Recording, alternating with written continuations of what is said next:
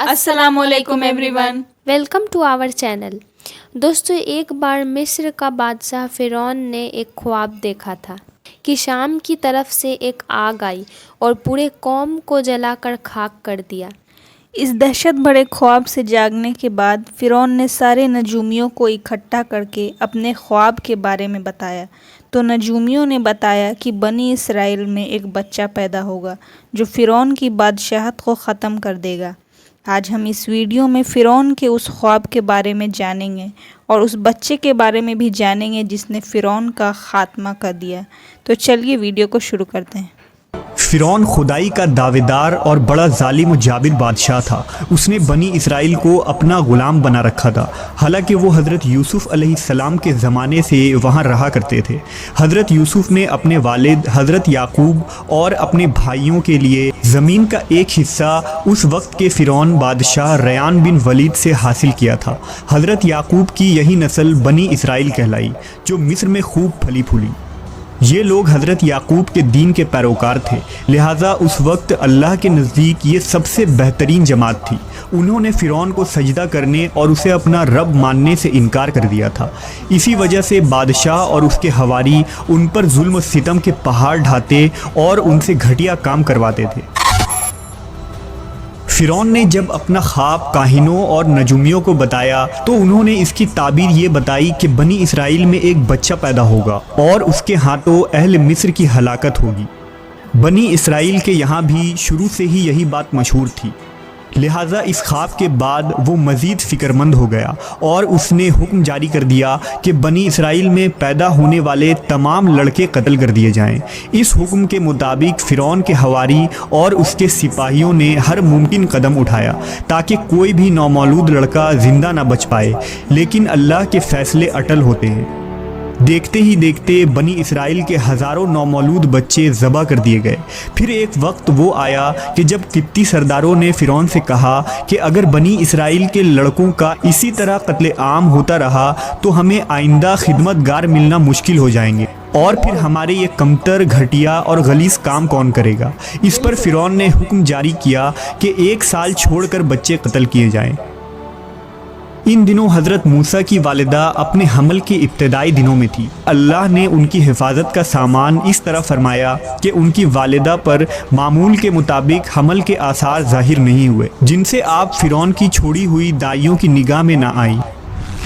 انہوں نے اس بات کو چھپائے رکھا یہاں تک کہ پیدائش کا وقت آ پہنچا اور انہوں نے بچے کو جنم دیا۔ اس بارے میں سوائے قریبی لوگوں کے کوئی نہیں جانتا تھا۔ نجومیوں نے فرعون کو اطلاع دی کہ بچہ پیدا ہو چکا ہے۔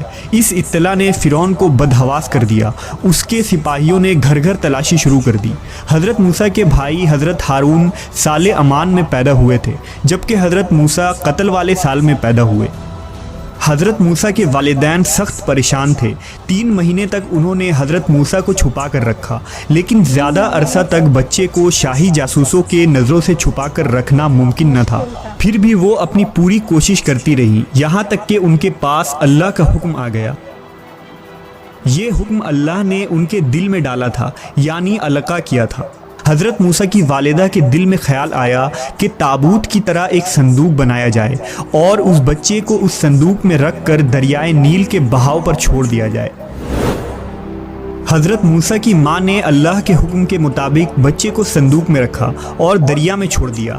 ساتھ ہی موسیٰ علیہ السلام کی بہن سے کہا کہ تم اس کے پیچھے پیچھے چلتی جاؤ۔ لہٰذا وہ دریائے نیل کے موجوں میں چلے اور ان کی بہن کنارے کنارے چلی، اپنے بھائی کی نگرانی کرتی جا رہی تھی کہ دریا میں ڈالنے کے بعد وہ کہاں جاتے ہیں۔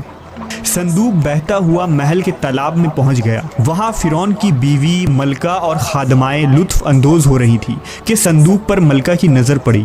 اس نے کنیزوں کو حکم دیا کہ صندوق کو تالاب سے نکال لاؤ۔ صندوق کھولا گیا تو اس میں ایک حسین اور تندرست بچہ آرام سے لیٹا ہوا انگوٹھا چوس رہا تھا۔ ملکہ بہت خوش ہوئی، اس کی آنکھوں میں ممتا اتر آئی۔ شفقت و محبت سے بچے کو گود میں لے لیا۔ ملکہ نے سوچا کہ اس بچے کو بیٹا بنا کر پالنا چاہیے۔ محل میں کسی نے خدشہ ظاہر کیا کہ یہ بچہ بادشاہ کی سلطنت کو ختم کرنے کا سبب بھی بن سکتا ہے۔ فرعون کے دل میں بھی یہ خیال آیا کہ کہیں یہ بچہ بنی اسرائیل کا وہ لڑکا نہ ہو جس کے بارے میں نجومیوں نے پیشن گوئی کی تھی۔ लेकिन फिरौन की बीवी ने कहा, ये भी तो हो सकता है कि ये बच्चा हमारी आंखों की ठंडक बने या हम इसको अपना बेटा बना लें। इस पर फिरौन ने कहा, ये सिर्फ तेरी आंख की ठंडक है, मेरी नहीं। मैं नहीं चाहता बनी इसराइल का कोई बच्चा मेरी निगरानी में पले, लिहाजा ये सिर्फ तेरी ही आंखों की ठंडक है। हज़रत इब्ने अब्बास फरमाते हैं कि अगर फ़िरौन ये बात कह देता कि ये मेरी भी आंखों की ठंडक है तो अल्लाह ताला उसे हिदायत दे देता, लेकिन उसने ये कहा कि ये सिर्फ तेरी आंखों की ठंडक है। मलका ने इस बच्चे का नाम मूसा रखा, जिसके माने हैं वो शख्स जो पानी से निकाला गया हो। बच्चे को जब महल में ले जाया गया तो उसने दूध के लिए रोना शुरू कर दिया। बच्चे के पास दूध पिलाने वालियां लाई गईं, लेकिन बच्चे ने किसी औरत का भी दूध ना पिया। जो औरत भी आपको दूध पिलाने की कोशिश करती नाकाम हो जाती।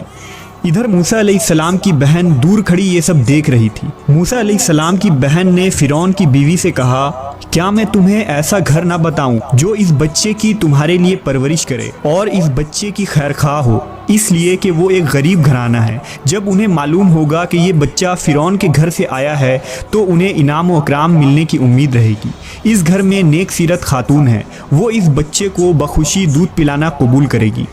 फिरौन की बीवी ने कहा, चलो ठीक है। लिहाजा आपकी बहन उन्हें घर लेकर आई।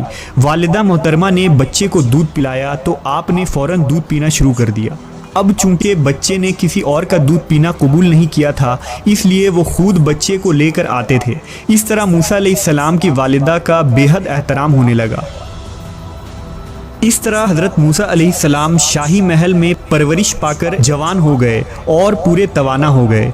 लिहाजा अल्लाह ने आपको नबूवत के मनसब पर फाइज किया। आपने बनी इसराइल को फ़िरौन से आज़ादी दिलाई और मिस्र से निकल गए। फ़िरौन बनी इसराइल को ख़त्म करने के लिए लश्कर लेकर रवाना हुआ। जब बनी इसराइल बहर अहमर के करीब पहुँचे तो अल्लाह ने उनके लिए दरिया के बीच से रास्ता खोल दिया। ये वही मौका था जब फ़िरौन का वो ख्वाब पूरा होने वाला था और उसकी बादशाहत और लाओ लश्कर तबाह व बर्बाद होने वाली थी। बनी इसराइल तो समुंदर के पार चले गए, मगर जब फ़िरौन अपने लश्कर समेत उनके पीछे आया तो समुंदर का ये रास्ता बंद हो गया और वो अपने लश्कर समेत उस समुंदर में गर्क हो गया। तो ये थी दोस्तों आज की वीडियो आपको कैसी लगी कमेंट करके ज़रूर बताएं। वीडियो अच्छी लगे तो एक लाइक ज़रूर करें। चैनल पर नए हैं तो चैनल को सब्सक्राइब करें। मिलते हैं नेक्स्ट वीडियो में। अस्सलाम वालेकुम।